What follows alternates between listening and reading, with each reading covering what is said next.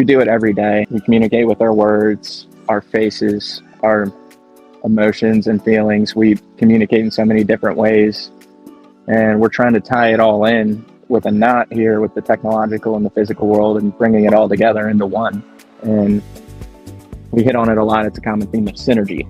That was just one thing that stuck out to me. So Jay got up there and introduced what I did. He has vouched for the problem that he's had at his mill for the last 4 years about getting his Wi-Fi fixed. And like, we provided Wi-Fi over about 4 acres of the farm and hooked up all these different buildings and really solved a real business need for them to communicate with the employees.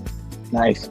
A common theme I'm seeing in recent banters is, after listening to Bob's experience and hearing you, Dustin, go through yours, is problem solving. Yes, it's unique. Absolutely amazing. And I mean, just the work he's doing. He's building custom bars and these restaurants, and I mean, just the work is absolutely phenomenal. He was able to etch our logo into a piece of wood. They're so far behind on this service that the state of Montana, where I am right now, they just put in Tuesday the forms that are required for a state to get the money that's been allocated to them, which is almost close to almost $1 billion here from Montana, to expand their broadband coverage. And the governor is convinced that they're not going to get approval because it is a broken system. And yet they have the money. They've got $42 billion sitting there that was allocated in 2021. Right. That was that Internet for All campaign. And everybody's going to get high-speed broadband. And it's just, the reality is, I mean, there's all these remote locations and there's different methods that these, grants and funding aren't going to take care of. Exactly. And so you think about, as a broad, let's just say, if we stay down the path of providing umbrella coverage or umbrella sort of concept as a company, broadband services, Wi-Fi services, to me, complement each other. RV application, I think it's at its infancy right now, because I keyed in on a couple RV shows that were on YouTube not too long ago and just wanted to see where that trend was going.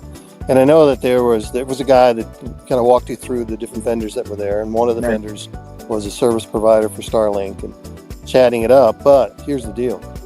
To install a Starlink on a $1 million coach, he's charging $4,500 because the way he was advertising it is, can you imagine your wife watching Wheel of Fortune while you're traveling down the road at 75 miles an hour? And the guy was like, oh, wow, that would be really good. Then she would just be preoccupied, and then I could drive. Well, then you get to your end state, and then where I think we can really provide the value add is the outside Wi-Fi connection, not just the connection where you park the RV, but if you go down to the dock near the boat, you're connected hundreds of yards away, that kind of stuff. Absolutely. Right. And we definitely have that cost-focused approach. I mean, we definitely bring the approach of wanting to bring affordability to it. It's not about the money. It got me thinking about an umbrella approach for us. Yeah. And I don't think the umbrella has to be too big in the beginning. I think you can allow for expansion and looking at areas, as long as to me, I like to put a tag on the umbrella. So the tag for me would be communication. And then from there, what falls below that? Communicate with the devices in your home. Communicate as a doctor to a patient, not even in your office. It's certainly something that you hear enough, and that is, it just simply says the customer is always right. So you think about that for a minute, and how long that phrase has been spoken over the years of being in business.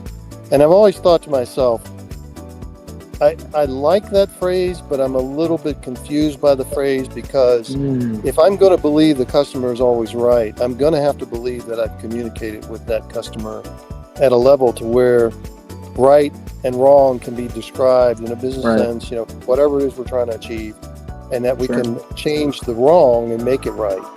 To me, it still applies to the level of communication that has to be applied, so that it can be that simple statement that says the customer is always right. When I look at that and I see how it's being applied through this company, because I'm looking at it now human to human, You look at man-to-machine interface, you look at man-to-man interface, human-human interface. One of the things that I'm really excited about how this company is evolving is the fact that you, Tyler, and you, Dustin, you are the face of the company. You go directly to the situation. You go to what is it that needs to be done. It may not be a Wi-Fi solution. Maybe it's something else, but it's still how you communicate and get from that customer their communication back so that you can work together Right. to move towards a solution.